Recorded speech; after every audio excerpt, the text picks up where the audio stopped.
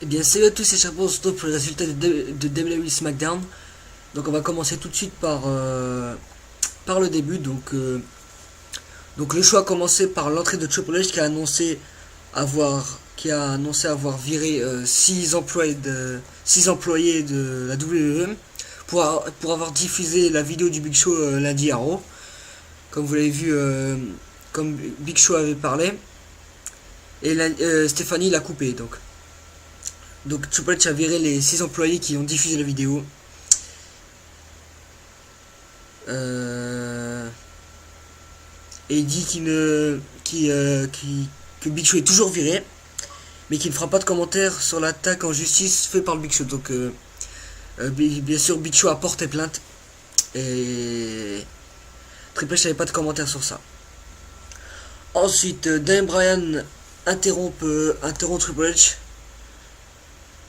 et le descend au micro en disant que c'est lui le meilleur, qu'il avait tort, il disait que Triple H avait tort, qu'il va lui faire montrer que c'est qui le meilleur à Hell in a Cell, c'est qui la face de la WWE.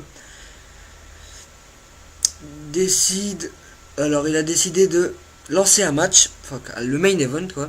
Donc Randy Orton, Seth Rollins, Roman Reigns et Dean Ambrose contre Daniel Bryan, Cody Rhodes, Goldust et Biggie Langston. Donc un peu un 4 contre 4 je crois. Ah oui, un 4 contre 4. Donc voilà. Ensuite pour commencer, donc, il y a eu les Usos contre Eric Rowan et Luke Harper. Donc les Usos ont gagné,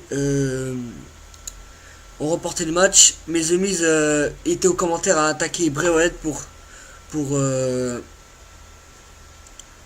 déconcentrer Roman qui est parti courir après le Miz dans les coulisses. Et les Usos ont profité pour remporter le match.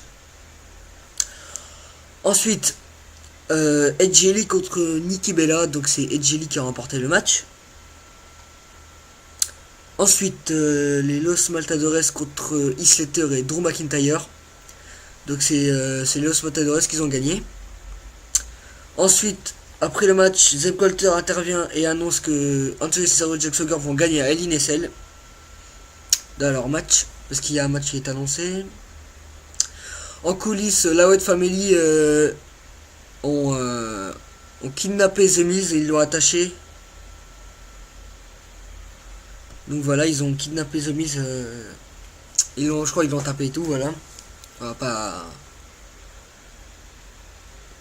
Alors, ensuite, Ryback et Paul Heyman contre CM Punk.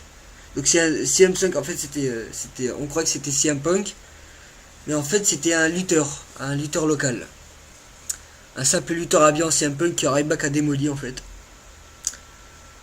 Donc ensuite, en fait, c'était un handicap match. Ensuite, Paul Heyman prend la parole et dit que ceux qui viennent d'arriver à l'instant va arriver à CM Punk à Hell in a Cell.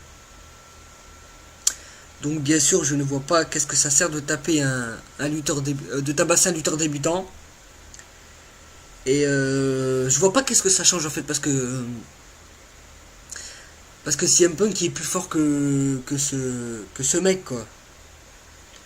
Donc Paul Heyman il fait ça pour rien un peu. Donc voilà. Ensuite Alberto Rio vient au ring à son tour et il annonce qu'il va battre John Cena à l'INC ce dimanche. Donc voilà. Ensuite pour le match suivant, donc c'était Fandango contre Great Khali. Le match se termine en no contest suite à une bataille engagée entre Summer et Natalia.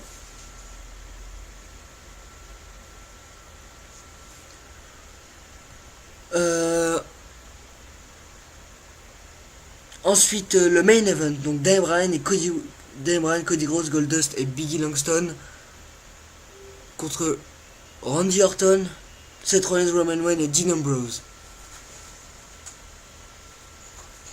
Donc ensuite le vainqueurs sont Daniel Bryan, Cody Rhodes, Goldust et Biggie Langston. Donc il est marqué bien sûr vainqueur là. Donc voilà, ensuite comme vous le savez, demain c'est Hell in a Cell, donc demain c'est dimanche, donc Hell in a Cell. Donc j'espère que vous serez nombreux à suivre ce show. Parce que ça va être vraiment bien parce qu'il y a déjà beaucoup de matchs, beaucoup de beaux matchs avancés. Et voilà.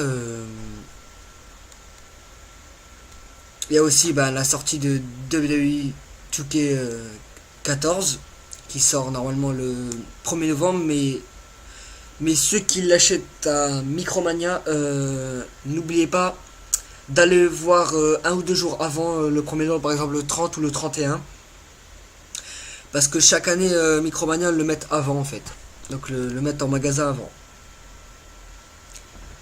Donc voilà, c'était les résultats de SmackDown. Donc on se retrouve tout de suite pour ceux qui suivent les vidéos une par une. On se retrouve tout de suite pour les prédictions de WWE Hell in a Cell. Donc mes prédictions et voilà quoi, les prédictions des matchs. Donc voilà, allez, à tout de suite et salut.